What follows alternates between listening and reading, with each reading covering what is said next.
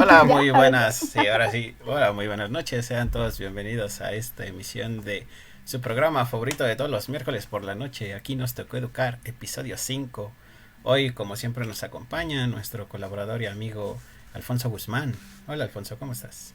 ¿Qué tal? Bien, Robert. ¿Y tú? ¿Cómo después de la última sesión del último programa quedamos tan exhaustos que nos tomamos una semana de vacaciones?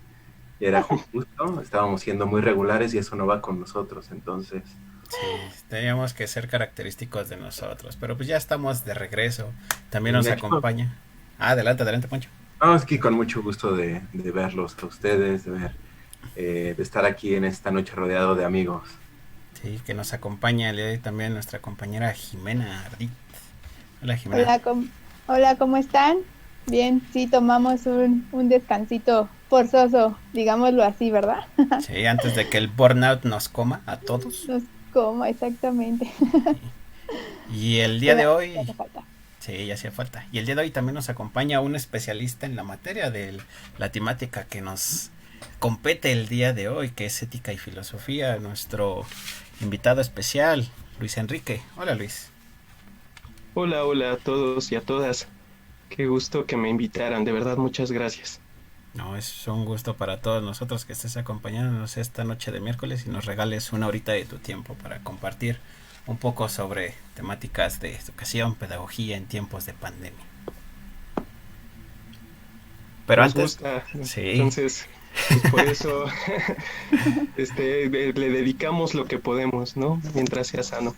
exactamente.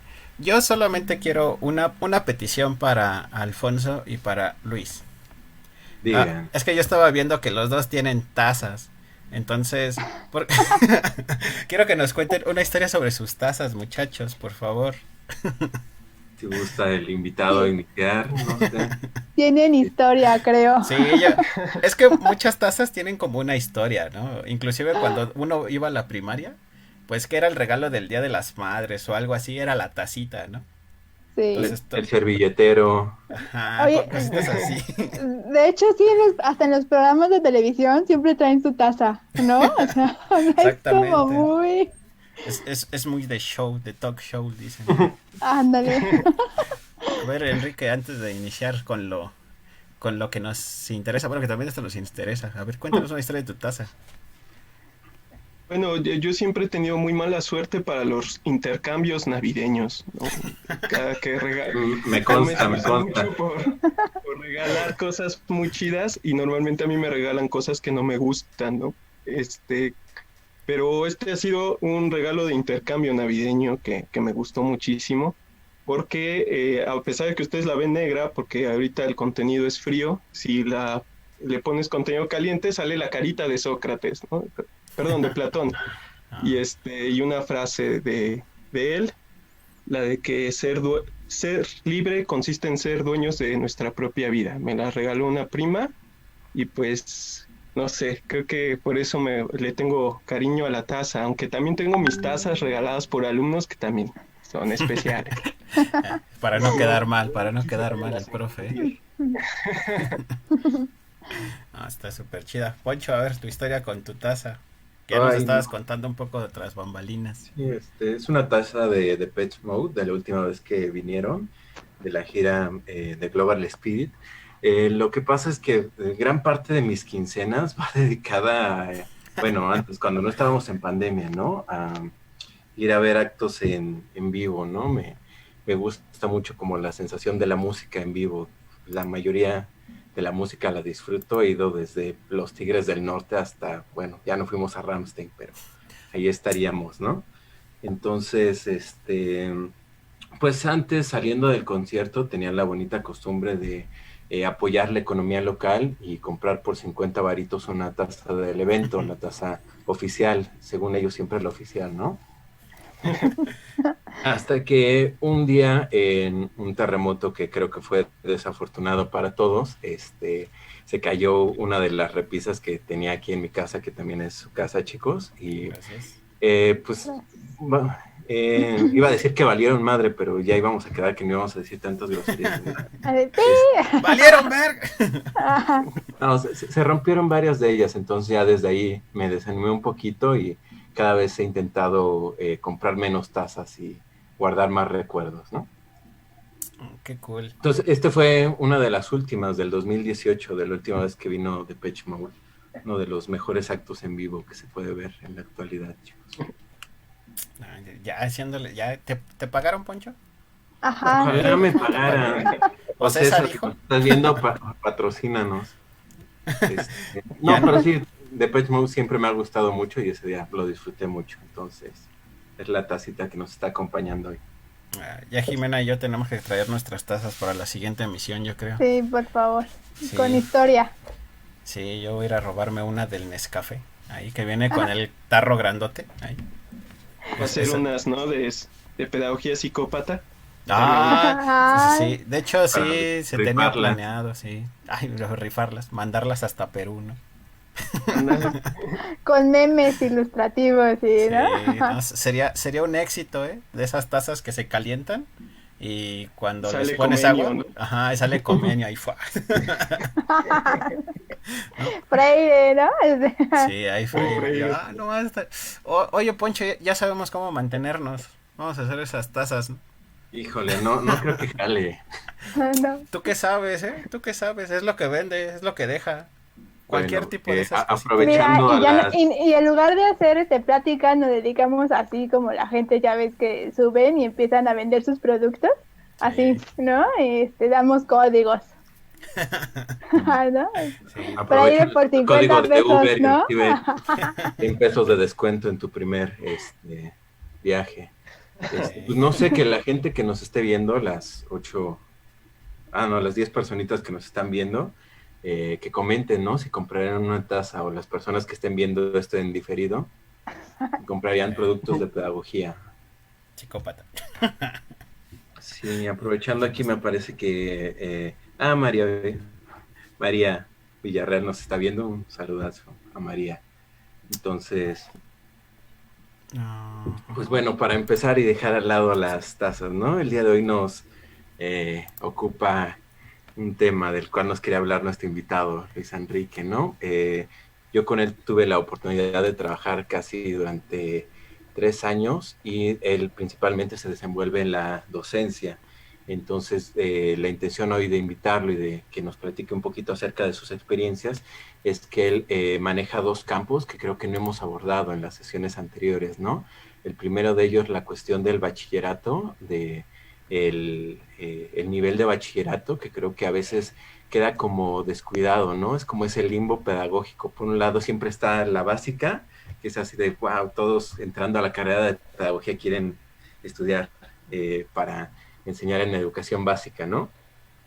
Y la educación universitaria, que siempre son como los 2 polos, ¿no? Pero a veces secundaria queda un poquito rezagada y creo que prepa es como el limbo, ¿no? Porque no, bueno, al menos en la experiencia que yo he tenido, no sé si Luis también lo comparta, que vemos que las personas que tienen injerencia, en esos ámbitos de bachillerato, muchas de las veces no tienen una formación pedagógica. Y segundo, que también Luis es un apasionado de la filosofía y de la ética, 2 materias que yo en lo personal creo que él maneja muy bien, entonces también que nos pueda comentar, ¿no? Con respecto al tema, no sé si se quiera presentar al profe, decir un poquito de su experiencia o como usted quiera iniciar, ¿no? Gracias, Alfonso. Sí, gracias por las rosas también. No sé si merecidas o no, pero... Tienen espinas, profe, recuérdenlo. Sí, ya sé que no da paso sin guarache, profe. He sido muy feliz, ¿no? Con la actividad docente. Yo últimamente, desde que inicié y hasta ahora he sentido que estoy muy a gusto con esta vocación. Lo siento así como una vocación. Y desde que yo estuve en la prepa, tuve muchas vivencias que me acercaron al aspecto pedagógico y filosófico. Yo fui al CCH Sur, tuve una muy buena profesora de filosofía ahí, la profesora Julia Luna.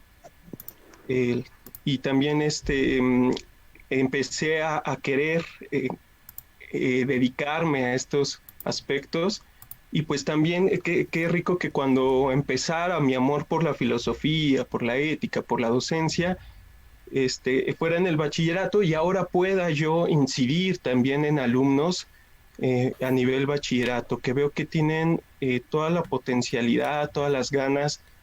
Veo una época muy fecunda en esta edad para las reflexiones acerca de la vida, acerca de cómo vivir mejor, acerca de qué estudiar, a qué se quieren dedicar, ¿no?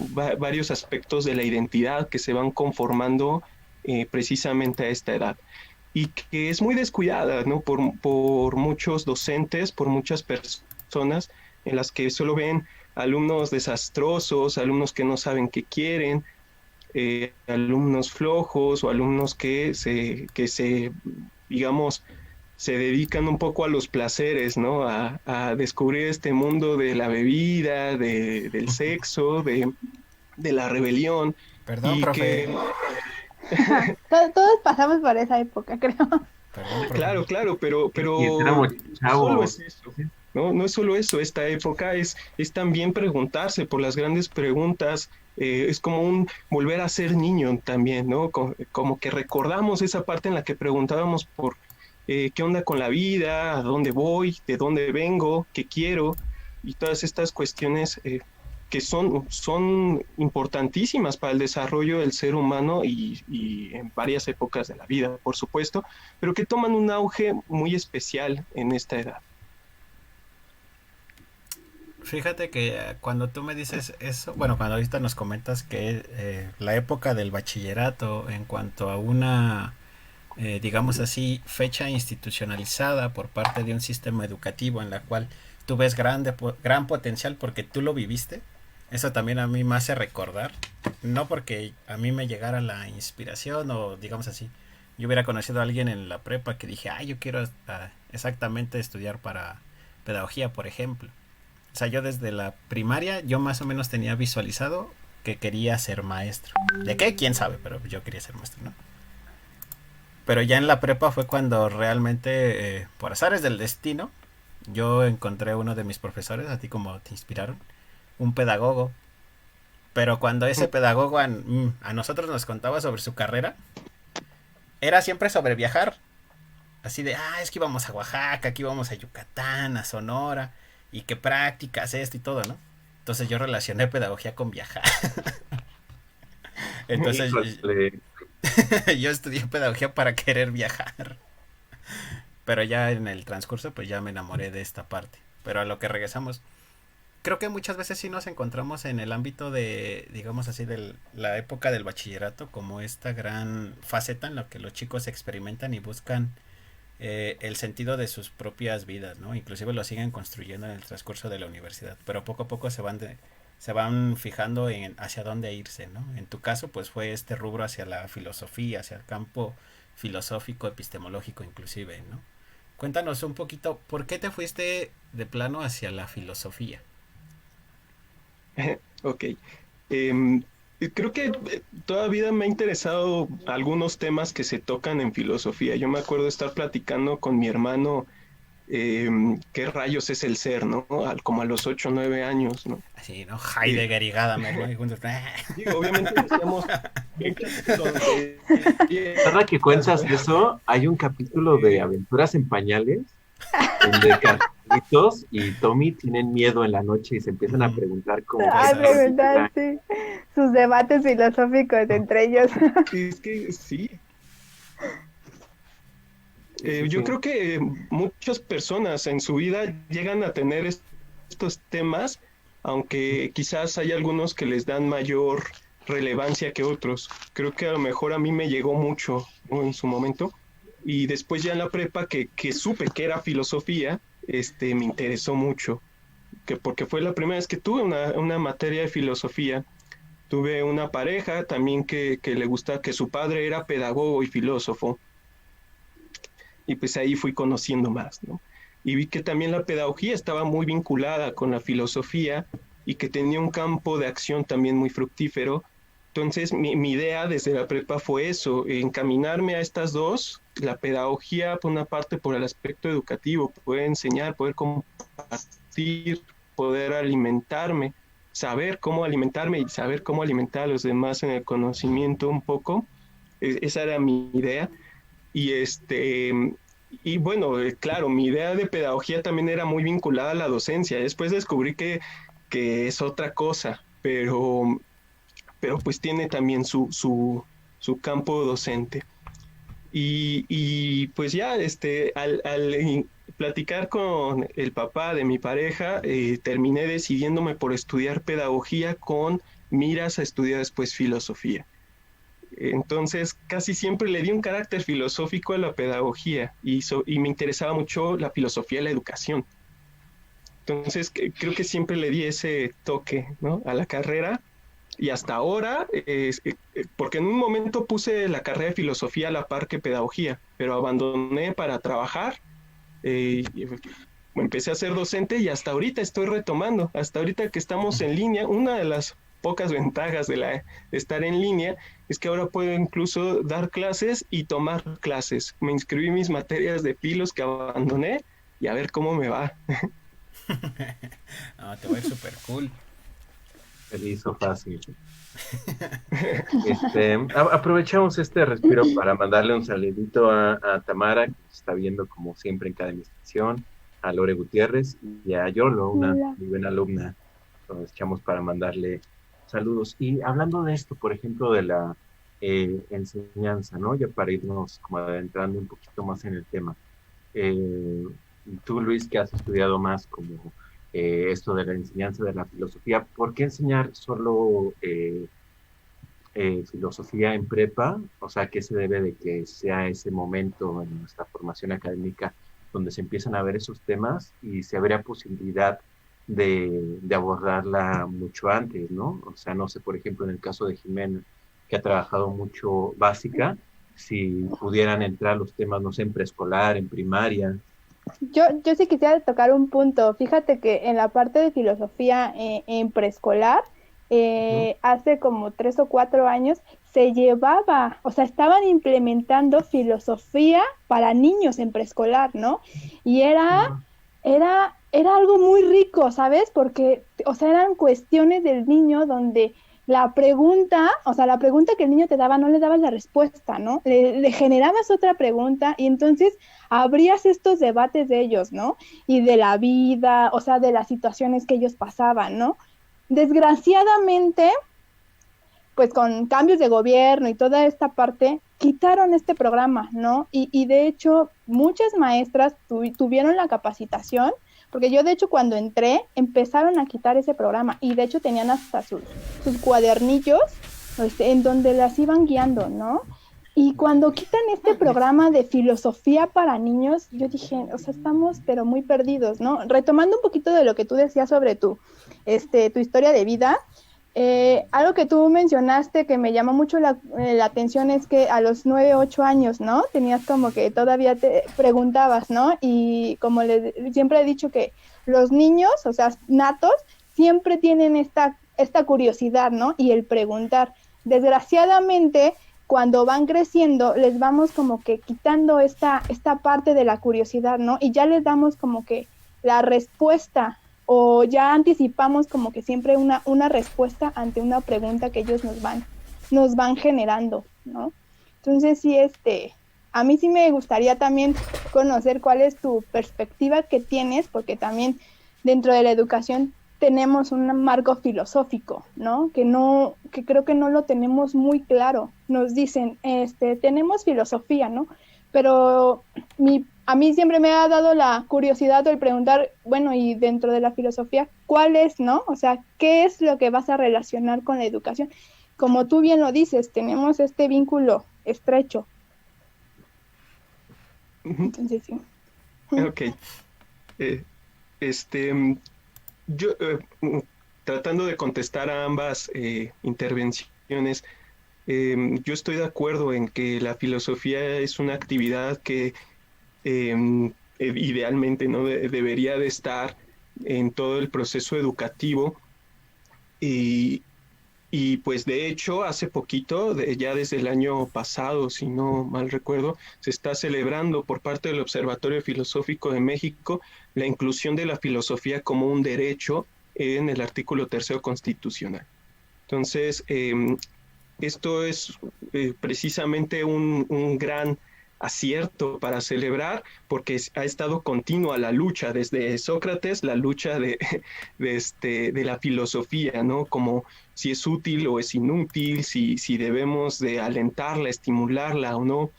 Y pues que ha hecho enojar a muchos la filosofía por el cuestionamiento, la crítica, así como muchos niños hacen enojar a sus padres cuando no saben contestar a las preguntas, ¿no?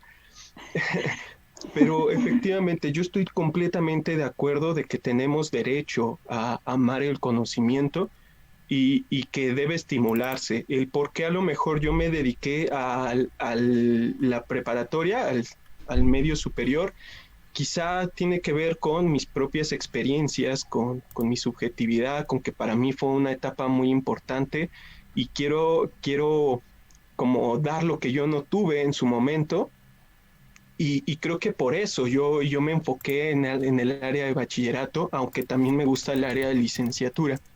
Creo que es una responsabilidad tremenda el educar a niños, a niñas, a los infantes. Creo que cada paso que das es importantísimo, toda la ejemplaridad, el etos, ¿no? que uno tiene como docente frente a los infantes es una responsabilidad enorme que me gustaría aventarme algún día en el que me sienta más preparado, ¿no? Porque para mí es súper valioso, creo en la idea de que la infancia determina mucho tu destino, en cierta medida, no completamente, pero sí creo que influye mucho. Entonces me gustaría sentirme completamente preparado para intervenir en esas edades, cosa que creo que aún no logro porque quizá me falta abrirme al juego, a pensar como niño, como niña, ¿no? Cosa que luego nos cuesta mucho trabajo a nosotros, ya que crecimos, ¿no? Tremendos lagartones que somos y que a veces se nos olvida jugar, y ver así el mundo con esa curiosidad y el asombro innato de la edad. Entonces, me parece terrible lo que pasó en esa escuela, no sé bien cómo estuvo, yo no conocía que se daban programas de filosofía en esas edades, pero espero que se recupere y esa es la tendencia. Y más ahora que estamos viendo las crisis, ¿no? Que a pesar de tener muchas crisis globales, sociales, parecía que íbamos con la inercia de la normalidad. Y ahora que la pandemia logró ponernos en un jaque, en una crisis que nos detiene a todos de alguna manera, nos permite un poco pensar en esas viejas cuestiones, ¿no? Voltear la mirada a la antigüedad, a nuestras raíces y a cómo utilizamos la filosofía precisamente para afrontar las crisis y las situaciones inesperadas, como por ahí dicen que la filosofía prepara para lo inesperado. Aquí nos dicen en los comentarios, Diana Martínez, que está de acuerdo en que la enseñanza de la filosofía se dé desde la educación básica, y también nos hace otro aporte que nos dice que la filosofía, según ella, permite que se construya el sentido axiológico y el sentido ontológico. No sé qué opinan aquí, Luis. ¿Cómo? Del sentido axiológico y ontológico. La enseñanza de la filosofía permite que se construya el sentido axiológico y ontológico, ¿no? Que para allá vamos con la ética ahorita. Antes de que conteste Luis, a mí me gustaría también hacer una pregunta. No contestar porque yo no sé de eso. Yo no sé de filosofía. Yo soy un manco para ese rubro. Dicen algunos. Pero ahorita que estaba escuchando a Noemí sobre que es importante que se les, digamos así, se inculque o se desarrolle ciertas prácticas filosóficas dentro de la infancia, ¿realmente es necesaria la filosofía dentro de la infancia? ¿Hasta qué punto no el propio niño ya tiene una propia filosofía naciente a partir de la pregunta socrática del por qué? O sea, el niño ya tiene esa filosofía naciente de la mayéutica, el por qué. Entonces, ¿es necesario comenzar a, digamos así, instruirlo en otras áreas de la filosofía? Enrique, muchas gracias. Vale, sí, creo mucho en lo que decía Pitágoras, ¿no? Que no hay edad para filosofar, ni se es muy joven ni se es muy viejo para la actividad filosófica. Entonces, en todas edades, ¿no? La filosofía está en lo humano, creo que forma parte de la esencia de lo humano y en ese sentido sí que logra construir un sentido ontológico de nosotros mismos. Y claro, esto al final determina valores, determina axiomas, que es por ahí también la construcción del sentido axiológico. O sea, construimos puntos de partida hacia lo que queremos, lo que sentimos, lo que vemos. Al final se trata de construir conocimiento. Y sí, claro que lo tenemos desde innato, ¿no? Pero el problema es como lo que señalaba Jimena, que no se estimula y al contrario, parece que se trata de coartar con esta educación todavía un poco tradicionalista de cállate, de no, esas cosas no hay por qué pensarlas, no importan, lo que importa es esto, ¿no? La inercia de la producción, de esta visión un poquito también moderna. Entonces, me parece que el sentido va por ahí, Roberto, no le damos filosofía a los niños, sino que estimulamos ya esta capacidad innata que tenemos. No sé qué piensen ustedes al respecto, si coinciden conmigo. Yo pienso que Andrés Becerril le manda saludos, antes que nada. Hola, Andrés. Y segundo, creo que sí, ¿no? Creo que más bien, creo que la idea de todos cuando hablamos de filosofía, al menos de bachillerato, es, no, pues qué hueva, ¿no? Te van a dar unos textos y ahí tú tienes que memorizarlos, ¿no? Que no es un problema exclusivo de la filosofía, sino de todo el conocimiento en general, ¿no? Que no se ve una relación con nuestra formación misma, ¿no? Yo, por ejemplo, ahorita lo estoy viendo mucho en matemáticas, que por una u otra razón estoy teniendo que volver a entrar en contacto con las sociedades matemáticas.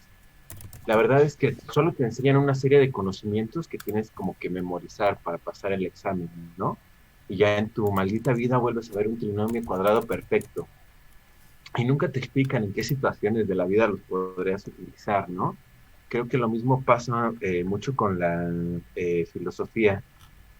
Entonces, pues así te enseñan Platón, te enseñan Sócrates y te enseñan como los puntos principales, pero creo que algunas veces en algunos cursos no se ve muy bien qué tipo de conexión pudiera tener con tu vida, con tu formación, cómo impacta esto a tu existencia, ¿no? Creo que es de las grandes carencias que tiene la educación, no solo en filosofía, sino en todos los ámbitos. Sí, yo también coincido mucho con Alfonso. De hecho, yo me acuerdo muchísimo igual, ¿no? Creo que dentro de nuestra generación, cuando entras a la prepa y te dicen filosofía, lo primero que piensas, digo, porque también es como que el estigma, ¿no? Que la sociedad hace o hace ver a los jóvenes, ¿no? Precisamente, ¿no? Entonces dices, ay, qué flojera, leer y leer, ¿no? Y el cuestionarte, ¿no? También esta parte de, ay, son puros, pues, fumadores, ¿no? O no se dedican a hacer nada, ¿no? Son bien son bien, pacíficos, ¿no? Pero, o sea, realmente no nos ponemos a ver como que la otra parte, ¿no? ¿De qué se trata la filosofía, ¿no? ¿Para qué me va a servir a mí en mi vida, ¿no? ¿Cómo la voy a aplicar en mi vida? Inclusive yo me acuerdo mucho de una maestra que nos dejaba leer mucho las comedias griegas, ¿no? Y ahora que tú lo ves ya un poquito más grande, dices, híjole, nuestra vida es una tragicomedia, ¿no? O sea, realmente vivimos en una tragicomedia y que pues nuestras catarsis son a través pues de la risa, ¿no? Y que creo que pues los grandes griegos hicieron lo mejor, ¿no? Digo, de ahí salió el arte, ¿no? De ahí salió la filosofía, la educación, ¿no? Creo que todo va vinculado, pero si no lo vemos como desde esas ópticas, estamos, pero perdidos. Algo interesante que ahorita estaban manejando acorde a ello. Roberto, también Perdón. quieres comentar. Ah, sí, sí, sí, por favor. Este, lo que pasa es que ahorita que estaban diciendo acerca de que no hay ninguna edad, acerca de que no hay realmente una apreciación actual en la filosofía, ¿no? Muchas veces se llega a pensar en ello. Yo ahorita, hace tiempo, cuando empezó la cuarentena, uno comienza como a vagar por internet y hacer muchas cosas, ¿no? Entonces, comienza a ver todo lo que puede y comienza a tratar de leer todo lo que puede y a conseguir todo Algunas que no gratis, nos ¿no? enorgullecen, pero sí. ¿No? Porque, En- porque te dicen, si no hiciste nada, estás Sí, perdido, ¿no? ese va a ser otro tema para otra sesión, ¿no? Pero a Ah, lo que voy es que de repente en diferentes librerías comenzaron a regalar muchos libros acerca de, pues de cualquier índole, ¿no? Libros digitales principalmente. Entonces yo encontré que una editorial que se llama Errata Naturae comenzó a regalar libros de filosofía, digamos, para niños. Y me interesaron y dije, vamos a verlos, ¿no? Entonces, cuando comencé a revisarlos, eran bastante interesantes. El que se me hizo, digamos, más entretenido fue el de Un día loco en la vida del profesor Kant. Y ahí mismo te dice que va dirigido para edades como de 9 años en adelante. Habla sobre la crítica de la razón pura. Como de muchas cosillas así bastante interesantes, ¿no? La condesa, bueno, te habla como de muchas cosas. Crítica de la razón práctica, pero a través como de temas prácticos para niños. Entonces se me hace bastante interesante ese tipo de propuestas para poder fomentar la educación de, digamos, de la filosofía o de los filósofos en cualquier momento. También hay acerca de Karl Marx, creo que había un libro, creo que lo acabo de encontrar, que se llamaba, o se llama más bien, el fantasma de Karl Marx. Hay un libro que se llama El filósofo perro frente al sabio Platón, por ejemplo. O sea, como que si hay propuestas que están tratando de fomentar la filosofía en cualquier tipo de instancia, sin dejar de valorarla, porque también las personas que crean este tipo de textos tuvieron que tener una preparación para crear este tipo de textos, ¿no? Entonces, Enrique es quizá el más apropiado para decirnos cómo podríamos aportar o cómo se podrían aprovechar estos textos. Sí, que aquí igual Andrea Cruz, una de sus alumnas, le manda saludos y dice, concuerdo con ustedes, mi mamá creía lo mismo hasta que escuchó las clases en línea del profe Luis. Yeah. ajá. A ver, Ya antes de hasta es proceder. alumna, Sí, ¿no? sí. Este, A ver, cuéntanos cómo, bueno, para entrar quizá en materia, digamos así, o al menos específicamente en la tuya y en tu práctica docente, ¿cómo tú desarrollas tu clase en línea acerca de filosofía? O sea, cómo es una sesión normal de tu clase de filosofía? Porque me parece que das filosofía exactamente, ¿no? Así, filosofía nada más. Ok. Em, bueno, que también me gustaría un poquito, antes de contestar esta última pregunta, atender a lo que se hablaba acerca de como los fines, ¿no? Que están como olvidados muchas veces cuando cuando un profesor da clases, a veces se le olvidan como los fines, ¿no? Se adhiere a los fines del programa y se olvida de los fines para la vida, de los contenidos educativos. Al final, las matemáticas, las ciencias, la física, el español y la filosofía, pues nos dan herramientas para pensar mejor nuestras realidades y construir una, una forma de vida, ¿no? Ante las cosas, una forma de valorar las cosas, y es un poquito también lo que determina el final de la filosofía, ¿no? Por una parte, yo he considerado que la ética es precisamente como a donde los filósofos terminan yendo al final, ¿no? Aterrizan ahí, y es porque al parecer el conocer, el construir, el preguntarnos de qué sirve, pues bueno, eso cada quien lo puede ir construyendo, determinando de acuerdo a una reflexión ética. Al final la ética sirve para eso, para vivir mejor, para construir nuestros telos, ¿no? Las finalidades de la vida misma o de cualquier actividad que podamos estar realizando. Esta constante reflexión de ello. Entonces, me agradó mucho que Alfonso y Jimena también apuntaran como hacia las finalidades, por qué educarnos y por qué educarnos en esto además. Cuando tenemos eso en la mira, cuando el estudiante, el profesor coinciden en ese objetivo de buscar la finalidad de los contenidos, de las habilidades que se están formando, creo que se puede hacer una buena mancuerna entre todos para establecer conocimiento significativo para cada quien. Y es cierto, falta explorar muchos trabajos en el área de la filosofía. La pandemia y esto de la educación en línea nos ha demostrado que hay todas unas áreas importantes que no hemos todavía pensado con detenimiento para construir vías de formación filosófica. A mí también me gusta mucho la educación no formal, el llevar los contenidos y habilidades que vemos en las escuelas, pero a otros campos en los cuales muchas personas no tienen acceso, o también esto de la educación en línea ha podido llevar la filosofía a más personas. Ha habido un importante crecimiento de actividad filosófica en YouTube, en Facebook, etcétera, ¿no? Que nos permite conectar más con estos saberes. También depende de las personas, ¿no? Pero al final de cuentas es utilizar los medios que se nos presentan a continuación y las condiciones que se nos presentan para llegar a estos fines que buscamos nosotros como educadores. Y pues bueno, hay que pensar también como docentes que la educación en línea no puede ser lo mismo, y no puedes, siento yo, no puedes simplemente hacer una adaptación de tus clases presenciales a tus clases en línea. Creo que muchos profesores fracasan por este ámbito. Incluso muchos profesores sienten ese estrés de haber perdido el poder sobre los alumnos, porque a final de cuentas hay un poder, hay una sensación de control cuando estás en un salón de clases y sabes que no puede irse corriendo el alumno, ¿no? Es en un CCH o una vocacional, ahí claro que hasta uno salía corriendo a veces, ¿no? Pero aquí en línea, pues se desconectan y ya, bye, ¿no? Te apagan la cámara y tú no puedes saber como profesor qué pasa con el alumno o la alumna. Muchos pierden el control por esto, ¿no?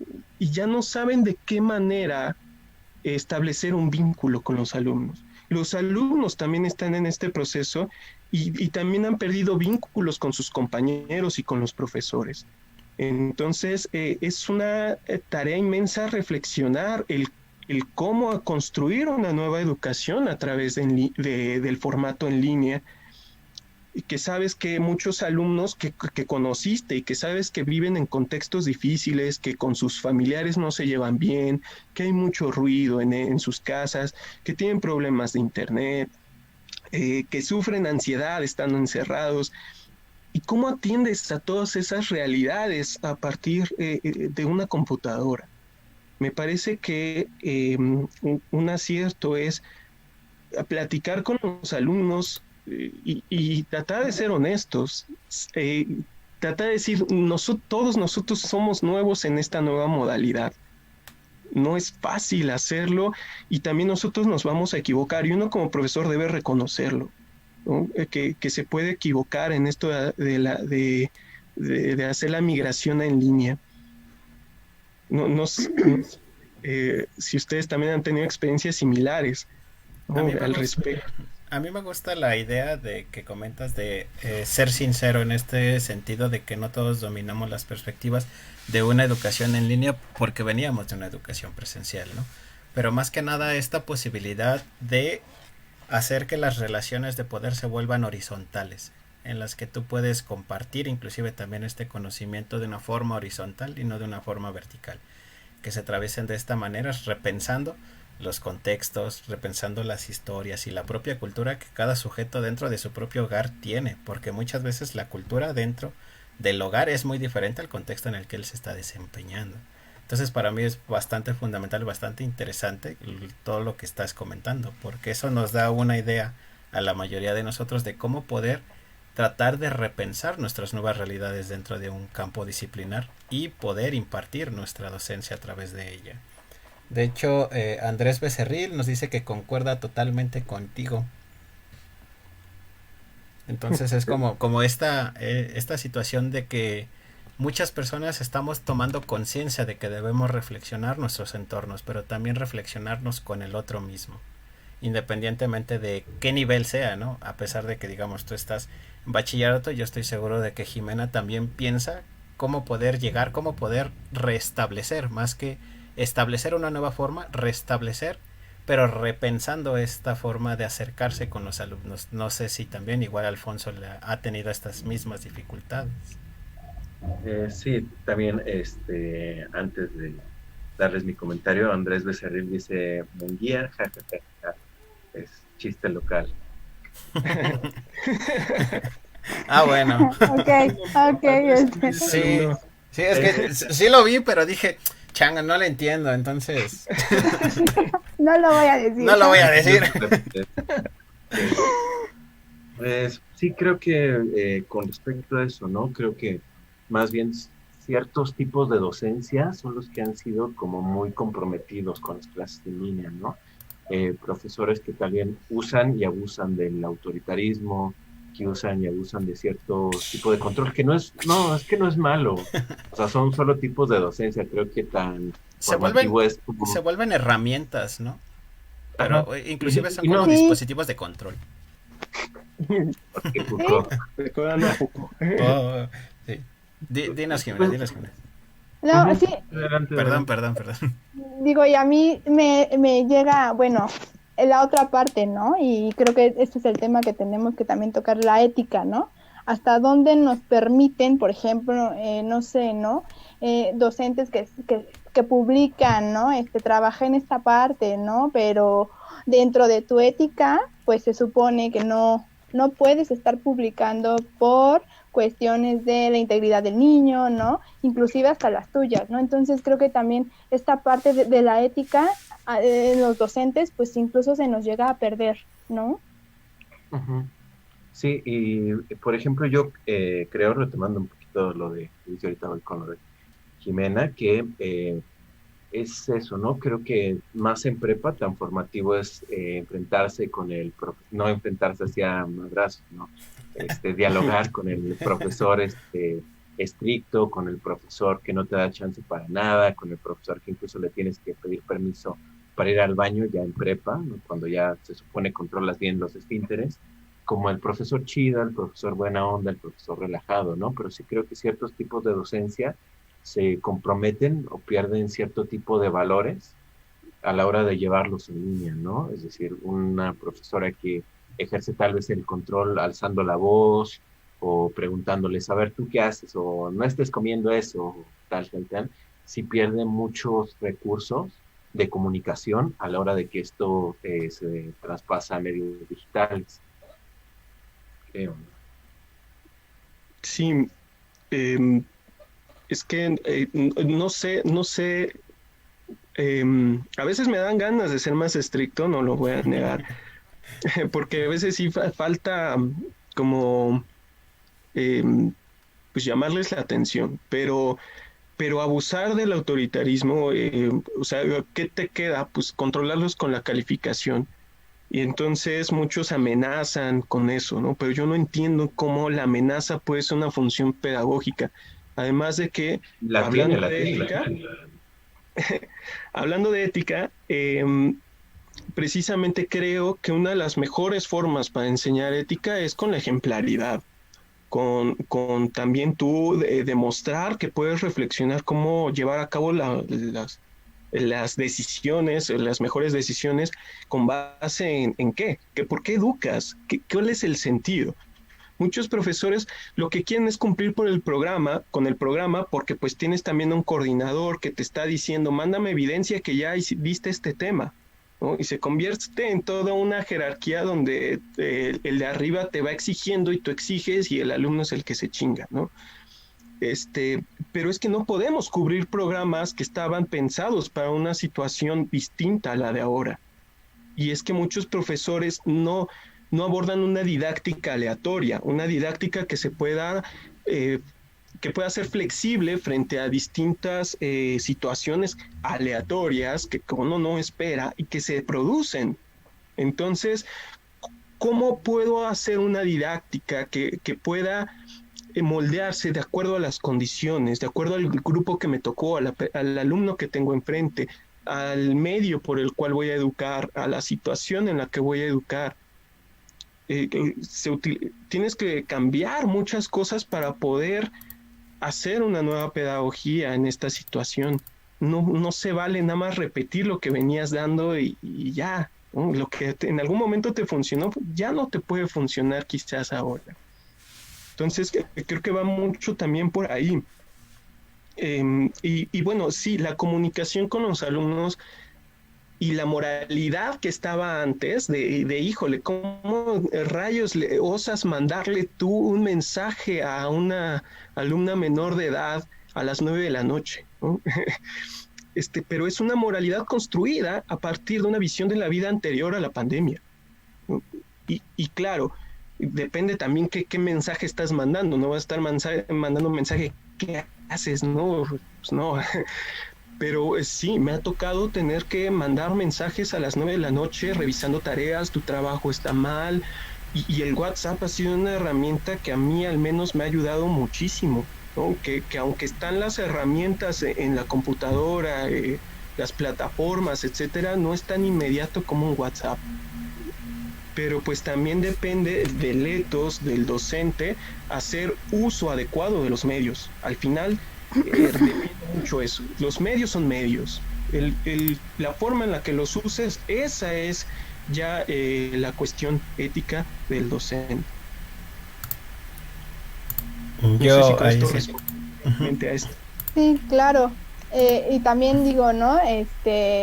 Esta parte en donde, pues, inclusive, bueno, en nivel más, el básico, aquí también juega la otra parte, ¿no? Los padres de familia, cómo juegan con los medios, ¿no? Y en donde exponen a los docentes, ¿no? Y entonces no tenemos como que esta empatía, este diálogo, ¿no? Y aunque tú tengas el diálogo, ¿no?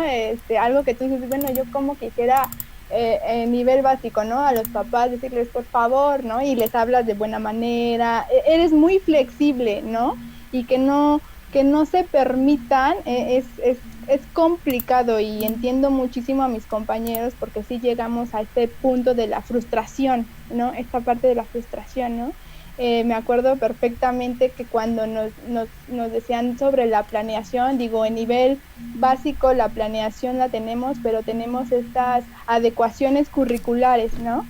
En donde pues si tenemos un niño con una discapacidad, ¿qué es lo que vas a hacer, no? Si tenemos con esta situación, teníamos estas como que alternativas, o conocíamos, entendíamos más esta parte de la planeación, ¿no? Cuando nos llega la pandemia es planear en cuestión del niño, en cuestión de su contexto, o sea, tienes que tener muchísimos planes, plan A, plan B, plan C, ¿no? Si no te funciona uno, te funciona otro. Pero creo que esto es como que lo importante, y sobre todo que con a los docentes nos hizo un bombardeo, un vaivén de situaciones de está bien, no está bien, qué es lo que vamos a hacer, qué es lo que sigue, ¿no? Entonces, sí tenemos que seguir construyendo, y yo insisto mucho, darles estos espacios de reflexión a los niños, estos escenarios donde ellos se permitan platicar las situaciones, ¿no? Sus cuestionamientos, que creo que esto es lo importante y lo enriquecedor. Bien, aquí aprovechamos esta pausita para mandar saludos. Verónica Valenjota nos dice felicidades por mantener este espacio abierto. Aquí entre Andrés y yo lo están contando anécdotas de Munguía, que creo que pues como no todos lo conocemos, pues no está tan chido comentarlas, pero sí, Yolo nos hace dos preguntas que creo que los tres podían contestar, ¿no? ¿Tú también? La primera es, ¿consideran que el docente influye radicalmente en lo que el alumno piensa de la materia? Repito, ¿consideran que el docente influye radicalmente en lo que el alumno piensa de la materia? Pues te voy a dar mi historia con la pedagogía, creo que demuestra eso, ¿no? O sea, yo me... Te lo dije, ya te lo expliqué, ¿no? No en ese sentido, sino... O sea, pero el profesor que me daba a mí... de hecho, el profesor a mí me daba metodología de la investigación, o introducción a la investigación, no recuerdo cuál era la materia en la prepa. Pero él me guió de cierta forma a tener una idea preconcebida de lo que era pedagogía en este sentido. No estrictamente de una materia de la preparatoria, pero sí de, digamos, una licenciatura o una carrera. De hecho, creo que muchos llegan a odiar las matemáticas por sus profesores, por ejemplo. Llegan a odiar la historia por sus profesores. ¿Por qué? Porque la didáctica no corresponde a una ética de responsabilizarse con el aprendizaje del sujeto desde una óptica de apertura, sino que está más vista desde, como ya lo mencionó Luis, acerca de la construcción y implementación de programas de estudio, de responder a los programas de estudio y no al sujeto que queremos construir. Luis dio una respuesta junto con la pregunta más fundamentales, ¿no? ¿Para qué queremos educar? Que dentro de la pedagogía creo que también va parte de para qué queremos formar. ¿Cuál es nuestro sujeto pedagógico en nuestra mente? Y si nosotros como docentes no tenemos construida esa idea, ese ser pedagógico o esa formación pedagógica que queremos construir en el sujeto, obviamente vamos a incidir de una forma creo que equivocada en el sujeto a partir de nuestra propia materia. Yo, por ejemplo, yo soy malísimo en geografía. Pero no porque... Somos dos. Somos dos.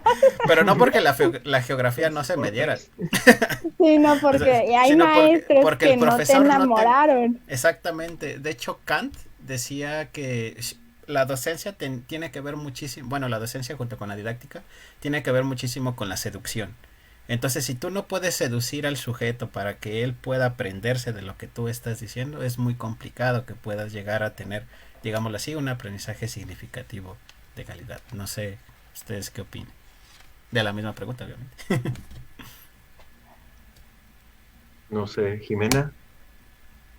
Sí, El yo docente sí lo influye radicalmente. considero. Ajá. ¿Cómo? A ver, dime No, otra vez. Estaba repitiendo la que, pregunta, Poncho. sí, que si el docente influye radicalmente en lo que el alumno piensa de la materia. Totalmente, o sea, es como, digo, también yo tenía esta parte de geografía, Qué me bonito. acuerdo muchísimo que en la prepa, híjole, así de, y de hecho estuve extraordinario 2 veces, ¿no? Porque pues no, ¿no? Y era como que esta parte de la actitud y la aptitud que tenía el profesor en cuanto a la materia, ¿no? Por ejemplo, de la prepa, yo de la materia que más me enamoré fue de sociología, ¿no? A mí me encantaba porque llegaba el maestro y te platicaba la historia, ¿no? Como si él hubiera vivido con Carlos Marx, ¿no? Con Weber, ¿no? Entonces, eran estas, bueno, estas formas de enamorarte, de darte la curiosidad de querer aprender más de la persona o de la materia, esto se me fue, o del personaje, ¿no? Pero creo que sí influye muchísimo el docente, ¿no? Por ejemplo, a mí, yo tengo como que esta parte de, no me gusta saturar como que los salones, ¿no? Porque muchas veces, o los maestros pensamos que saturar a los salones con imágenes, creemos que vamos a llamar así al niño, ¿no? Y más sin en cambio, si tú llegas con una actitud o con una historia, inclusive si llegas personificado y haces no sé, un monólogo en donde el niño se apasione y le generes curiosidad, estás mejor que tengas aquí saturadísimo tu salón de imágenes, ¿no? De cosas de colores. Yo sí estoy como que en contra de eso, porque pues que pensamos que el tener estos salones saturados, creemos que el niño va a tener pues un gran aprendizaje, y creo que son sobreestímulos lo que generamos en ellos. Luis. Sí, coincido mucho con esta perspectiva de que el placer es fundamental en la cuestión de la enseñanza. creo que en un inicio sí puede influir muchísimo el profesor en la materia. Em, Creo que también depende, ¿no? Habrá alumnos que no dejan que una mala experiencia con un profesor les aleje de una materia, ¿no? No dejan que los aleje de una materia. Pero es cierto que la mayoría de los casos sucede así. Si tienes un mal profesor, un profesor que te demuestra que ni a él le gusta estarte enseñando esa materia, pues carajo, ¿no? ¿Cómo tú le vas a agarrar cariño? Pero si tienes un profesor que disfruta, que se apasiona, que le duele, que lo disfruta, que le alegra el conocer ciertos temas, etcétera, contagia, ¿no? Y esta es una de las herramientas pedagógicas, creo yo, por excelencia, a la que no le hemos dado tanto peso, ¿no? La pedagogía del contagio. A veces nosotros no podemos obligar al alumno que le guste una materia, pero sí podemos contagiarle el placer, ¿no? Al aprender. Y, y pues bueno, o sea, será cuestión también de suerte, porque por muy de repente que vayas personificado y bailando y que imites al autor de la materia o de la sesión, al filósofo, etcétera, a veces habrá alumnos que nomás no les guste, y está bien, ¿no? No hubo clic, no hubo contagio. Pero al menos no queda como en ti, ¿no? No es como ya una responsabilidad tuya, porque claro, no puedes obligar a los alumnos a aprender y muchas veces se nos olvida eso. Hay que contagiarlo, creo yo. Eso deberías de decirlo mucho en nuestro nivel, por ejemplo, en preescolar, ¿no? Que siempre nos dicen esta parte, ¿no? Que siempre quieren que, o digo, tenemos como que este estigma, ¿no? De que la maestra siempre tiene que estar saltando y tiene que estar bailando y, ¿no? Y, por ejemplo, a mí me da muchísima gracia cuando les lees un cuento, ¿no? Hay niños que están así tirados, ¿no? Me acuerdo perfectamente, están tirados, o que no te escuchan, ¿no? Pero pues no están poniendo como que la atención. Y eso a las maestras les genera pues como enojo, frustración, ¿no? De que siento que hablamos del control, ¿no? Estoy perdiendo el control del que el niño no está aprendiendo, ¿no? Y creo que eso es muy válido, el decir, habrá niños que no tienen este clip, ¿no? O no hicieron el clip. No, y por eso hay que hacer diversas cosas, ¿no? Hay que enseñar de distintas maneras, porque sí, también tenemos, como docentes, tenemos también la imagen del docente perfecto, el de las películas, ¿no? Yo quiero ser el profesor de la Sociedad de los Poetas Muertos, o no sé, y que todos así quieran y les encante la materia. Bueno, ahora son influencers. Ahora son influencers, ¿no? Te fuiste muy lejos. Te fuiste muy lejos, ¿no? Yo quiero ser como el Rubius. Patinando. Yo quiero ser un cholo ahora. Pero sí, no es posible. Entonces, claro, hay veces en las que tienes que narrar un cuento de esta manera y el objetivo de por qué narrabas el cuento, a lo mejor con otros alumnos se los tienes que decir más directo.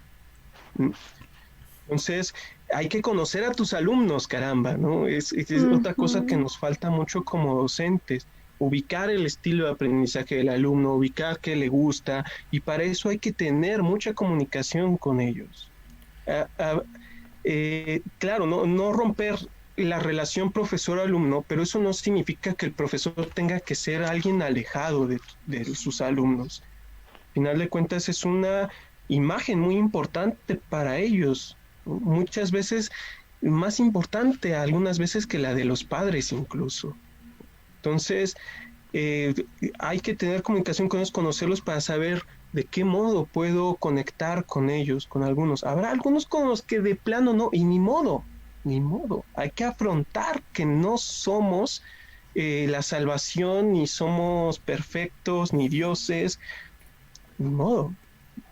Creo que eso también va respondiendo la pregunta, bueno, la segunda pregunta de Yolotzi, porque ella dice que si nosotros consideramos que una persona que no está preparada pedagógicamente debería dar clases, sí, no, porque en este sentido pues estamos dando como esta respuesta de que no es que no deba dar clases, eso realmente no depende de nosotros, sino de lo que estamos tratando en el día de hoy, ¿no?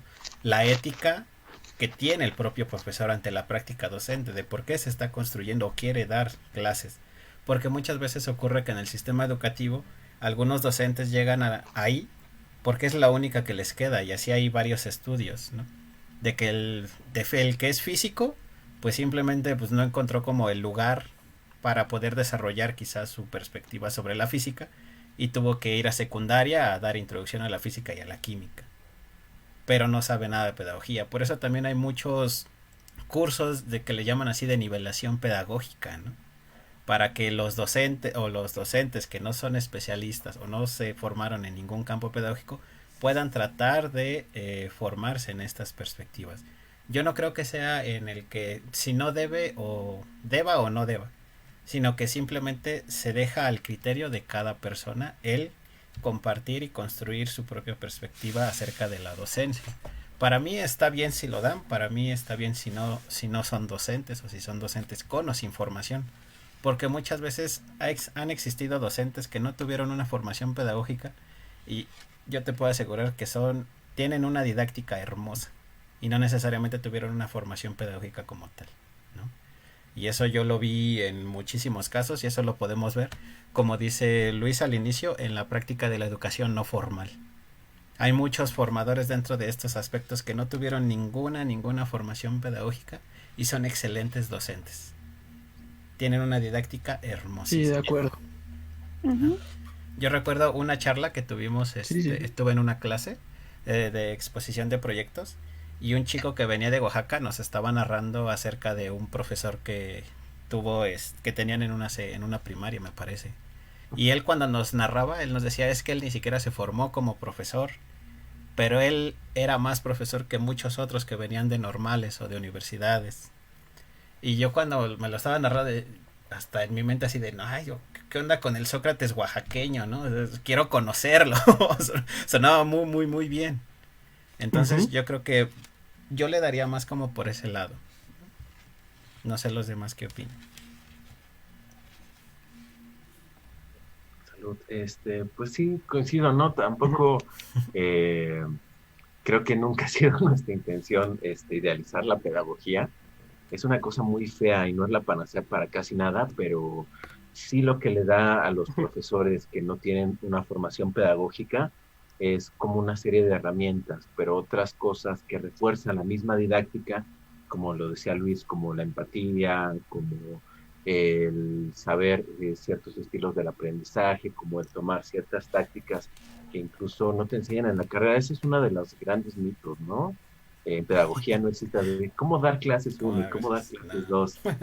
No, si a lo más te dan como 1 o 2 semestres de didáctica, pero en la didáctica, como es tan amplia, pues muchas veces las cuestiones del aula quedan como fuera, ¿no? Entonces creo que sí ayuda a los profesores que no tienen esa formación, pero también hay pedagogos que dan clases lamentables, ¿no? Yo creo que estoy en esa lista, casi hasta Somos arriba. dos.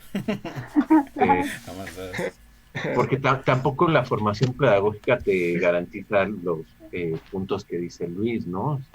El preparar bien tus clases, el ser empático, el tomar nuevas formas o nuevas rutas para la educación. Entonces, creo que más bien es como qué tanto tienes esta vocación, y segundo, qué tanto estás como comprometido con cierta labor docente, ¿no? Porque ahí también es como muy fina la barrera, ¿no? O sea, un docente que solo llega, explica su clase y se va, no es en teoría un mal docente, ¿no? Porque no le están pagando por preocuparse por los alumnos, no está dentro de sus funciones per se el hecho de empatizar, no está dentro de sus funciones, sino simplemente llegas, impartes una clase o una cátedra, por ejemplo, hablando de nivel universidad, y el profesor se puede ir y no tiene que hacer como es todo esto de llamar la atención, como enamorar a los alumnos. Claro, siempre se agradece cuando el profesor lo hace, y Cuando se son de esfuerza. sí, cuando a uno le quedan experiencias muy gratas en el aula, pero también qué tanto estamos como idealizando este tipo de docencia, ¿no? Y qué tanto, no sé si sea por las nuevas tendencias, por las tecnologías que han surgido desde hace 70 años, que cada vez la parte visual y el llamar la atención cada vez más del alumno se vuelve un requisito para ser docente. Inclusive creo que es algo interesante yo creo que eso se le debe de dejar como a la ética profesional de cada uno. Porque dentro del ámbito docente se considera que, o como decía Luis, ¿no? Idealizamos al maestro perfecto, aquel que se sacrifica por que sus alumnos lleguen a un objetivo de aprendizaje, ¿no? Pero el problema de estas situaciones es que actualmente decimos que son héroes dentro de la educación los maestros que, no sé, van a las calles y enseñan ahí a los niños y todo, ¿no? Como los profesores que dan en los cruces o que se van a los parques y todo eso. Pero creo que eso también te da una forma de ver de cómo está la ética y la moral dentro de los planes educativos y dentro de la misma sociedad hacia la apreciación del docente. Porque solamente el docente que llega a hacer ese sacrificio es un verdadero docente, cuando realmente, pues no, es una construcción ética y moral e inclusive cultural de la sociedad ante el docente. Se crearon un imaginario de cómo debe ser el docente, en el que el docente debe ser como Cantinflas, en el del profe. Así que no importa si la escuela se te quema, no importa si tienes que chuparle ¿cómo se llama? El veneno de la víbora y todo, ¿no? Ajá. El veneno de la víbora. O sea, tienes que hacer eso para ser un docente. Y además no cobrar, porque si no, qué egoísta, qué... Exactamente, ¿no? O sea, está muy infravalorada en ese sentido, pero es una construcción ética de cómo tú, que ya estás dentro del ámbito educativo y pedagógico de la docencia, te construyes la figura de docente que quieres ser. Pero también debes de confrontarla con la figura o el imaginario social que tienen la sociedad y la cultura, en este caso mexicana y latinoamericana, de cómo debe de ser un docente. Los comienzas a enfrentar y hay un choque ético, hay un choque cultural, inclusive hasta epistémico de las construcciones que se dieron. Que eso ya podría dar para mucho tema más. Wow, y Sí, aquí, totalmente. Y sobre todo que tienes la pasión, ¿no? Yo digo que si no tienes esta pasión y Si te vocación, pones la playera, ¿no? pues no lo haces, ¿no? Fíjate que en la semana estaba viendo un reportaje de un pedagogo, de hecho, ahí en Chiapas, él era maestro de la UNAM y con la de la pandemia se tuvo que ir a Chiapas. Y él lo que hace es darles como asesorías a los niños, ¿no? De su comunidad de forma gratuita, ¿no? Y cuando lo entrevistaron, él hablaba precisamente de esta parte, ¿no? De la ética, ¿no? Dice, yo no cobro, dice, y no pienso cobrar, y dice, y solamente estoy ayudando hasta donde puedo, ¿no? Dice, mi comunidad y hasta donde yo puedo, dice, y si se suman al proyecto, pues qué bueno, dice, y si no se suman, pues también, ¿no? Dice, pero esto es por mí, dice, no estamos cobrando y es por mi ética, dice, por mi ética profesional, ¿no? Y digo, creo que eso está padre, ¿no? Cuando sabemos que dentro de nuestra ética es ayudar sin esperar nada a cambio, pues creo que es lo maravilloso, ¿no? Y creo que lo maravilloso es cuando ves al niño que logró algo, ¿no? O, no sé. En Cuba hay algo perdón. que... Ah, sí, adelante. No, es que no iba a mandar saludos, pero Ah, sí, es tiempo de saludos, sí. Ya, ¿cuántos demasiado de ¿Cuántos braille. cortes tenemos? Oigan, ¿cuántos cortes hay? Esto es como esto no es como un la montón. película, ¿sí? Saludos al profe Fernando que nos está viendo, Fernando Magallón, igual un Saludos, muy no buen te... amigo que Saludos, nos profe. comenta y bueno, me comenta a mí por el chat una experiencia que él tuvo con la película de Cantinflas, también ya lo invitaremos, ¿no? Está re buena. Un día vamos a hacer uno de iconopedagogía, ¿no? Regresando no, a esos inicios, ¿no? De este tipo de talleres. Bueno, este tipo de reuniones. también por ahí Janet Canseco, igual un gran saludo, una gran alumna, ¿no? Y Yolo nos Hola, lanza Janet. a otra pregunta, ¿no? Yolo Dice, nos pero, está atacando así furtivamente. Échale. dice, pero no el hecho de si deberían o no clases debe de importar, ya que están formando a una generación. Como ya vimos, el docente influye significativamente en la vida del alumno. ¿Por qué realmente se está enseñando un docente que no puede adaptarse a esas situaciones? ¿No es acaso también un tema ético que debe atenderse con urgencia? No sé si me explico, jejeje. creo que va encaminado a lo que Luis nos estaba comentando, ¿no? Que la filosofía te enseña a prepararte para cosas que no te la esperabas. Entonces, quizá en este propio sentido, el profesor, a pesar de que tú no estás observando una práctica educativa, pedagógica, didáctica que consideres adecuada para tu aprendizaje, de todas formas, él te está enseñando algo. Cómo no ser un docente, hasta cierto punto. La famosísima frase de yo no sirvo yo de lo único que sirvo, ¿cómo decía la de que yo de lo único que sirvo es para dar un mal ejemplo o algo así? Dice algo similar, ¿no? De que yo no sirvo para nada más que para dar un mal ejemplo. Pero en este sentido, ese ejemplo es un aprendizaje, es una enseñanza, a fin de cuentas. Ya es como tú consideres ese tipo de apreciación. No sé si Luis nos quiera dar un poquito más de luz sobre esta temática, porque sí Y va muy ahí relacionada a la ética. interrumpo tantito, ¿no? Sí.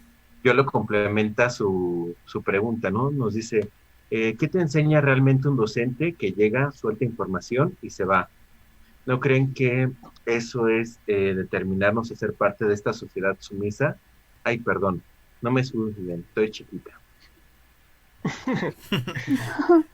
Luis, Este, bueno, creo que es una de las herramientas, la ética, la que nos enseña a afrontar también este tipo de casos. Desafortunadamente no podemos controlar todo y claro que habrá maestros malos. Ojalá pudiéramos este, hacer más esfuerzos para que los docentes que existan tengan una conformación ética docente mucho más amplia, ¿no? Que por lo menos reflexionen su actividad docente. Pero siempre va a haber docentes malos. No creo que lleguemos a un punto en el que todos los docentes sean excelentes y si todos los son, en algún momento vamos a diferenciar los que lo son más de los que no y esos que no van a ser los peores, ¿no? Entonces, creo que de alguna manera no podemos controlar esas cosas, pero sí podemos controlar algunas otras. Aprovechar a los docentes con los cuales podemos tener una mayor comunicación, un mayor aprendizaje e irnos por ahí. Y a lo mejor, precisamente, como yo llegué a criticar a muchos docentes porque los odiaba y me chocaban y etcétera, como este tipo de docentes que nada más venían y vomitaban información o que parecía que no les importaba, pues terminé haciéndome yo docente. Entonces ahí hay pues cosas que podemos hacer, que sí podemos hacer. Yo no pude controlar a muchos docentes que están dando, pero pude controlar yo formarme para ser un buen docente. Entonces creo que por ahí hay vías de acción disponibles. Yo quisiera responder un poquito también esa pregunta y quitarnos ese estigma de que el docente es el que te va a enseñar un conocimiento, ¿no? Creo que el docente es el que te guía hacia el conocimiento, ¿no? Es un guía, es un educador, ¿no? No es alguien que te va a dar la información y te va a dar como digamos, como que la receta mágica, ¿no? O sea, no. Es el que te ayuda o el que te guía hacia la construcción de tu conocimiento, ¿no? Y entonces entra esta parte de qué es lo que a ti te sirve de lo que él te está dando o el apoyo que te está dando y qué es lo que no te sirve. Creo que tenemos que quitarnos ese estigma, ¿no? Y también este estigma de, yo no digo que haya maestros malos ni buenos. Hay personas que tienen dentro de su profesión, pues tienen alguna, digamos, una debilidad y una fortaleza, ¿no? Y que esto a ti te permite generar, ¿no? Y inclusive dentro de tu, digamos, dentro de tu contexto laboral o dentro de tu equipo de trabajo, hay fortalezas en esa persona que tú tienes como debilidad, ¿no? Y que creo que es ahí donde se comparte, donde se construye y dices, pues a lo mejor a mí me falla no sé, la parte de la planeación, ¿no? Pero ella es buenísima para la planeación, ¿no? Y yo soy buenísima para las ideas. Y cuando tú compartes estas experiencias o estos aprendizajes, creo que ahí es donde haces el enriquecimiento de ti como persona, como práctica profesional y pues haces, pues, creo que un mundo, bueno, no un mundo mejor, ¿verdad? Pero pues ayudas. Creo que tenemos que tener quitarnos ese estigma. Yo insisto en quitarnos estos estigmas donde pues el docente es el que el que te está dando toda la información, ¿no? Jimena, recuerda que no debe ser un regaño, está chiquita. No es un regaño, Porfa, es ¿no? mi comentario. No, pero No, no es cierto. esto lo digo a nivel general porque digo, con lo que empezó la pandemia, muchos padres de familia, yo veía que atiborraban, por ejemplo, las redes sociales, ¿no? En donde que me paguen a mí lo que le pagan al maestro, porque el maestro es el que no, y entonces quitarnos como que este Tome estigma, sus 17 pesotes, señora. Yo se los doy. Sí. sí, ¿no? O sea, es quitarnos estos estigmas en donde pues no somos, ¿cómo les diré? Pues los dioses, ¿no? O los que vamos a resolverle la vida a todo mundo, ¿no? Sino pues ¿no? somos seres humanos. Totalmente de acuerdo, porque también de repente nos cargan toda la responsabilidad del aprendizaje del alumno, cuando en realidad el que aprende, pues es él o ella, ¿no? Entonces, si el alumno no quiere aprender, pues ¿cómo? Y pero también quería recordar también esto que mencionas, Jimena, del buen docente que además va a las zonas periféricas y que da clases allá y etcétera. Y entonces se nos exige a nosotros también mucho cuando somos personas y personas a las que les pagan poco, personas que tienen mucho estrés, que piensan en alumnos, que la actividad docente no es fácil y pues se nos olvida que también somos personas con otros deseos, con preocupaciones que muchas veces ocultamos en clases y que no entiendo ni siquiera tanto por qué, ¿no? A veces creo que a veces está bien demostrarse como uno es frente a los alumnos y decir, esto es lo humano y esto, y mira, tú puedes crecer y hacer así, y etcétera, pero pues uno no deja de ser humano al final. Sí, fíjate que con esta pandemia también a nosotros como los docentes, ¿no? Esta parte de la campaña de cuida de ti, cuido del otro, creo que nos costó muchísimo trabajo porque lo mismo, ¿no? O sea, la sociedad en general nos había hecho en decir donde el docente es como casi casi un robot, ¿no? Y en donde tú tienes que resolver como que todos los problemas, ¿no? Y entonces como que dejábamos de un lado tu descuido, ¿no? Y decíamos, pues yo estoy mal emocionalmente, ¿no? Y si te llega, pues, no sé, una situación o te llega una situación de cualquiera de tus alumnos, pues te pegaba, ¿no? Y entonces decías, ¿cómo lidias con estas emociones, ¿no? Y entonces, por ejemplo, ahorita a nosotros como los docentes nos están dando muchísima capacitación en la parte emocional. Cuando digo, pues esto debería de haber, o sea, ¿por qué nos están dando hasta ahorita una capacitación sobre nuestras emociones o cómo lidiar con nuestras emociones cuando pues realmente pues siempre somos seres humanos, ¿no? Y que sentimos y que tenemos problemas y que carecemos de algo, ¿no? Y quitarnos estos estigmas que nos hacen, pues que en la sociedad nos marca, ¿no? Inclusive hasta la propia normatividad. Que ahorita recordé con lo que estabas diciendo precisamente, un profesor en pedagogía, Omar Chanona Burguet, que una vez me quejé con él, así como yo lo acaba de decirnos, ¿no? Le dije, es que tengo una profesora que es malísima, ¿cómo alguien en pedagogía puede ser así, ¿no? Y me decía mi profesor, pues enséñale, Fácil. y, enséñale, ¿no? Y qué fuerte, ¿no? Y en su momento no me dijo nada más y por eso yo no voy a decir nada más, pero pues te lo dejo o se lo dejo a quien quiera, quien lo adopte, a ver qué puede sacar de esto, ¿no? En su momento a mí me sirvió mucho. De hecho, yo lo dice haciendo referencia a esto, como entendiendo de que llore, dice. Que llore, dice. Los, los cuatro, como estés. Que lloremos todos. Y no, creo que es muy interesante y muy fundamental estas reflexiones y este tipo de aperturas, ¿no? Para poder reflexionar sobre nosotros como docentes en el ámbito que nos estemos desempeñando, pero también cómo apreciamos la propia práctica docente desde nuestro propio contexto, desde nuestra propia ética, ¿no? Inclusive Andrea Cruz dice, no sé de quién sea alumna, pero dice, yo diciéndole que dé clases los sábados, una disculpa, profe. Perdón. Mi alumna.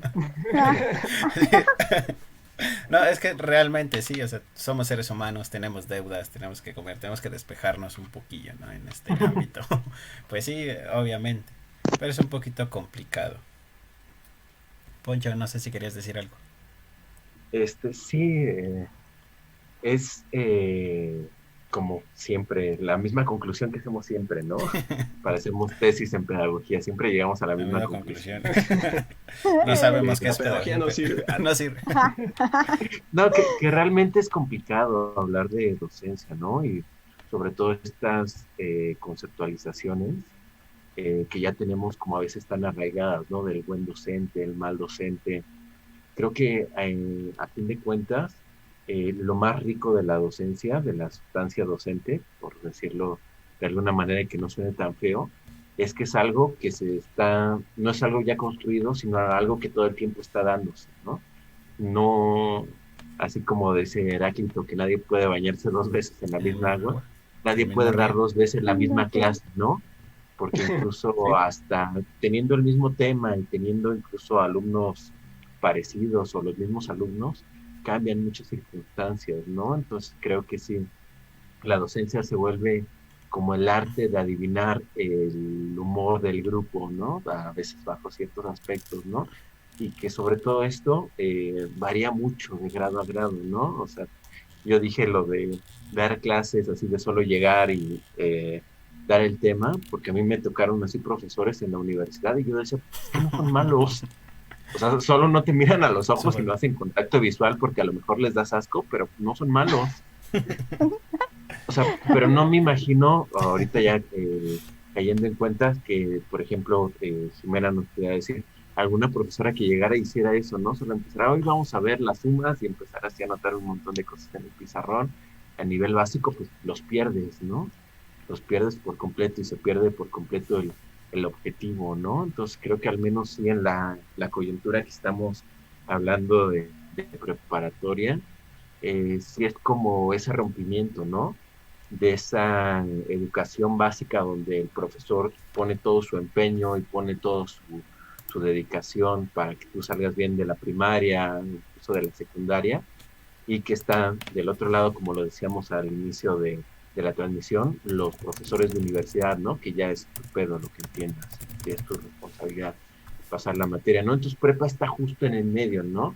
Entonces en prepa sí vemos como todo el abanico de profesores muy chidos y que aplican didácticas que involucran al alumno y profesores que llegan y explican, pero creo que eso tiene que ver mucho con eso, ¿no? Es como esa extraña conjunción entre la personalidad del profesor, su ética profesional, el tema que esté dando y el como el temple del grupo, ¿no? Porque a veces, y aquí Luis no me dejará mentir, por muchas ganas que llegue uno en prepa, que digas, no voy a hacer esta dinámica y aquí los voy a cambiar de lugar y vamos a hacer esto, a veces llegas al grupo y te saludan y dices, ah, cámara, ¿se acuerdan de mí? Yo les daba clase. Entonces, les traigo una dinámica. Ay, una dinámica. Tumba, ¿no? Entonces, creo que sí es como una mezcla, como una alquimia, más que una ciencia exacta, una alquimia de estos tres componentes y agregando un montón de componentes más, ¿no? De hecho, podría añadir ahí el componente ético incluso. La ética tampoco es algo definido y ya cabal, así la fórmula. De hecho, la ética es una continua construcción, así como lo es la docencia. Una investigación continua y que vas afrontando cada cosa que va pasando aleatoriamente para lograr lo que queremos, que es vivir mejor y formarnos mejor y aprender mejor también. Uh-huh. Sí, okay. Y sí, la clásica, ¿no? La chida de que muchas veces aprende más el docente dando clase que el alumno. Y ya cuando uno está un poquito de este lado, pues ve que es cierto, ¿no? Sí, Que sí, sí. en realidad la Totalmente. carrera te enseñan bien poquito y uno termina de formarse y nunca termina de formarse en lo que es el docente que uno quiere ser. Ya, con eso Sí, de acabamos. acuerdo. De acuerdo, fin de la sesión. Totalmente. ahorita vamos a llorar todos. Aprendí hoy algo. Por ahí teníamos un comentario, ¿no? De Fernando, que se me cerró mi teléfono. Voy, Fernando Magallón dice, pedagogos No, contra otros pedagogos, malditos pedagogos, acabaron con la pedagogía. Arruinaron la pedagogía. Sí, también. Yo El recuerdo, profe Fernando sí está. Se arruina y se construye, dice, se reconstruye. yo no me acuerdo si sí lo hicimos o no lo hicimos, aquí en Pedagogía Psicópata, un meme, ahorita que estamos diciendo sobre aprendizajes y alumnos y todo esto. Convenio decía que el docente no debe de enseñar todo lo que sabe, sino lo que el alumno puede aprender.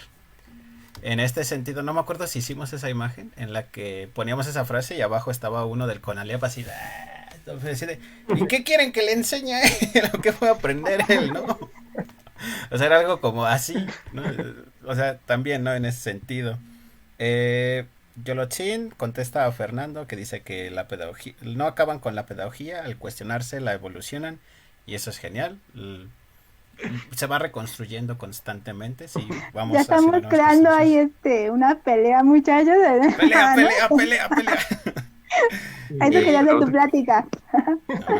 Queda abierta la invitación al profe Fernando, también excelente persona, excelente profesor. Entonces, si quiere venir y hablarnos de Ortega y Gasset o algo así que le guste, pues inclusive a todos los alumnos que nos están haciendo el favor de estarnos sintonizando esta noche, con todo gusto pueden participar en estas emisiones que son para compartir nuestras propias experiencias dentro del ámbito educativo y pedagógico, como lo está haciendo Alfonso, Jimena y Luis. Simplemente estamos compartiendo, es un momento de charla. Ya para la próxima Jimena y yo traeremos nuestras tacitas para poder estar más a gusto con ellos y no desentonar. Entonces pues sí, va a estar más cool. Un comentario de Verónica Valén dice, ha cambiado cómo llegan los alumnos de secundaria. Han cambiado cómo llegan los alumnos de secundaria preparatoria. Creo que de primaria y secundaria se controla mucho el aprendizaje y en el medio superior te va dando como otra flexibilidad y que puedes ser un libre pensador crítico. Es como esta evolución dentro del propio pensamiento del sujeto, ¿no? Como que va tomando las propias vías de su aprendizaje y de cómo va relacionándose con el mundo. Porque muchas veces, Jimena lo dijo, ¿no? Nosotros somos, si eres docente eres más como un guía, ¿no? Con el infante eres más como guía, ¿no? Irle mostrando el camino, mira, esto está, esto, ¿no? Pero ya cuando llegan a la educación media superior ya es como, sí, ahí está el camino, pues ya tu bronca si te vas por ahí, ¿no? O sea, ya él decide exactamente si sí llega ahí, ¿no? No lo vamos tanto acompañando. Sí, para responder ahí igual un poquito a Verónica, creo que no solo llegan diferentes los alumnos a prepa, sino que ya están llegando diferentes, dijo el viejito, a todos los grados, ¿no? O sea, creo que Jimena de seguro se ha enfrentado a situaciones diferentes de cuando iniciaba ella a dar clase, a cómo le llegan los alumnos ahora, que casi no me gusta el término de llegan, ¿no? Porque sientes que es así como un producto, como una cajita que ahí te la deja. Sino que más bien el punto en el que te los encuentras. Los encargué en Shane, de hecho, ¿no? Tardaron 2 meses en llegar. Como pedido de Amazon. Sí. Amazon, si estás viendo esto, por favor, ya dame mi paquete. Pero aparte, creo que sí, creo que igual las experiencias que yo llegué a compartir con el profe Luis, sí vemos que cada generación que llega tiene sus particularidades, pero sí hay como ciertas constantes, ¿no? De que cada vez tienen como más inquietud sobre ciertos temas, cada vez exigen como más cierto tipo de educación, y también a nivel universidad, ¿no? Que es donde igual nos desempeñamos, vemos que cada vez las nuevas generaciones, dijo la momisa, sí llegan con otro tipo de inquietudes o con otro tipo de espíritu de los tiempos, ¿no? Por ponernos hegelianos. O no sé cómo lo vea, profe Luis. Pues yo creo que sí, y ya con esto vamos haciendo nuestros últimos comentarios. Sí, pues cada generación tiene lo suyo, son personas distintas, son grupos distintos, cada uno tiene lo suyo, aunque sí van compartiendo varias características, ¿no? Esta generación de la pandemia, los pandémicos, va a ser toda una generación distinta, ¿no? Supongo. Pero al final yo veo el componente en todos ellos, este componente, lo he visto en todas las generaciones, ¿no? Hay quienes se dejan seducir por estas viejas preguntas que han estado y que quizá muchas personas hubieran deseado también conocerlas en un periodo de su vida, en cierto periodo de su vida. Este, estos conocimientos sobre la filosofía, sobre la ética, sobre la lógica, sobre el desarrollo personal, y pues vamos construyendo cada vez más formas pedagógicas, educativas, para responder a nuestras necesidades contextuales. Entonces, claro que cada generación exige eh, cosas particulares, pero también seguimos siendo humanos y exigimos filosofía, creo yo. Bonito. Pues sí, creo que más bien más que una pregunta tengo un comentario, ¿no? Nos quedan muchos temas en el tintero, ¿no?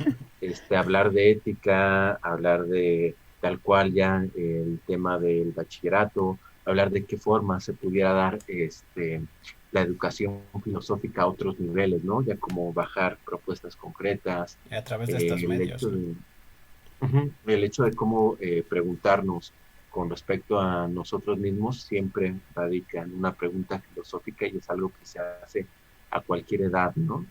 Algunos se hacen preguntas más complejas que otros, yo me sigo haciendo preguntas bastante simples, pero la pregunta está ahí, ¿no?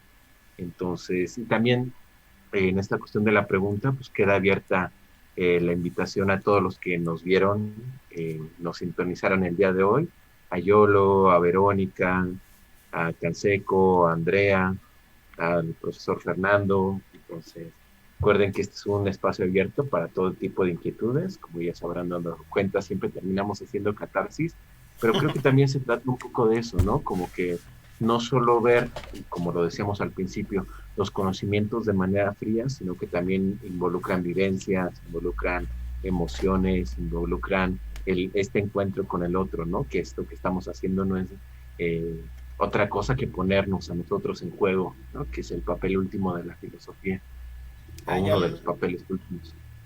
Hay algo que yo he estado trabajando que se llama la pedagogía de la desocultación, que es este sentido de reconocerse a sí mismo dentro del otro, pero exponiéndose a sí mismo, sabiéndose reconocer.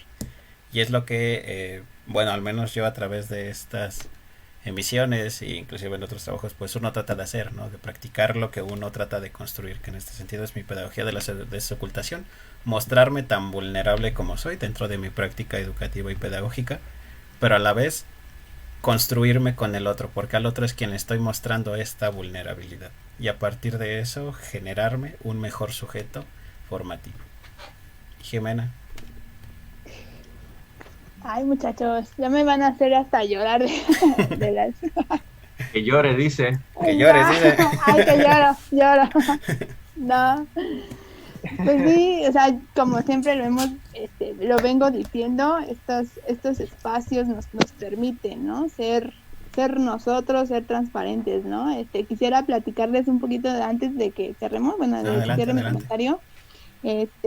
Con la mamá que tuvimos la sesión pasada, ¿se acuerdan? ¿No? Sí. Ella me habló en la semana así muy preocupada y me dijo, ay maestra, es que dice, es que si estuvo bien lo que hice o estuvo mal. Le dije, no, si estuvo bien, su forma Experiencia. del sentir, su experiencia, del expresar, ¿no? Le digo, nuestro contenido, nuestros espacios que estamos haciendo son precisamente eso, ¿no?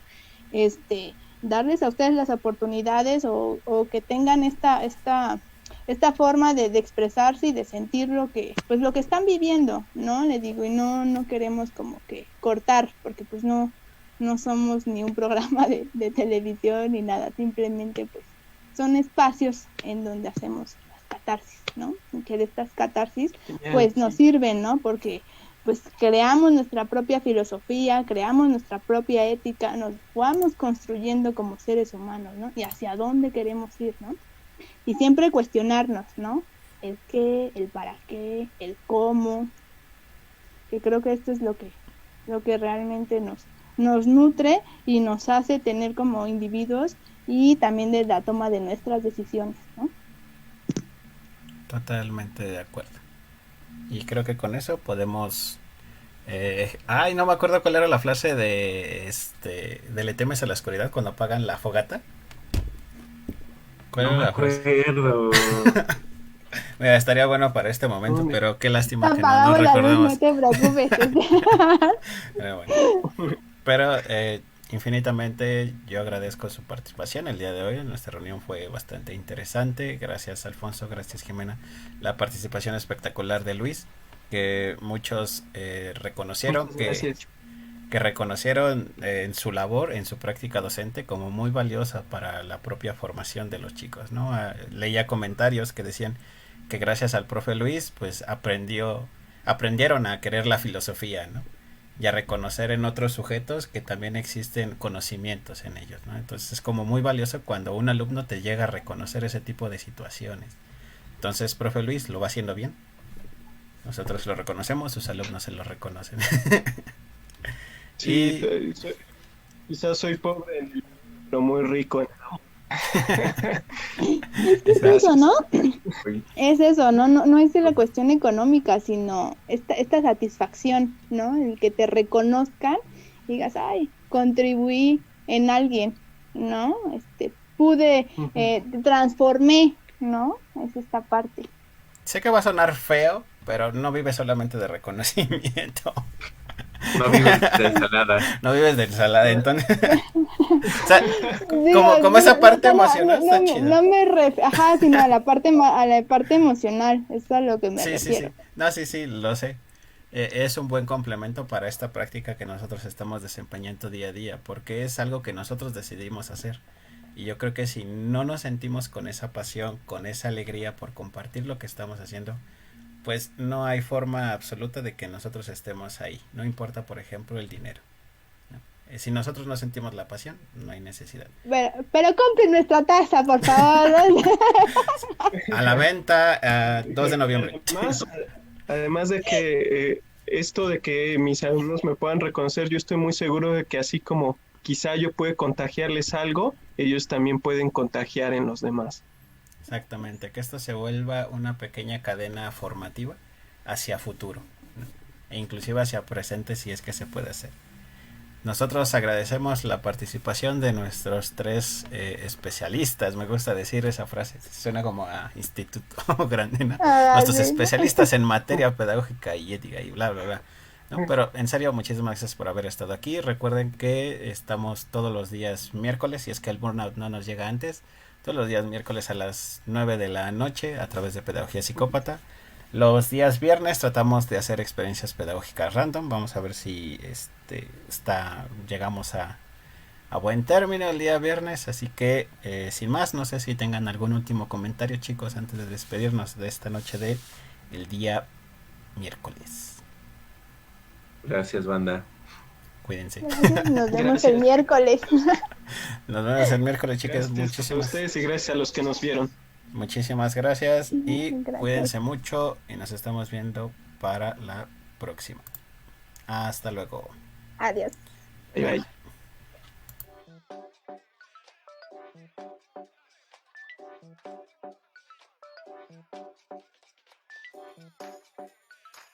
Thank you.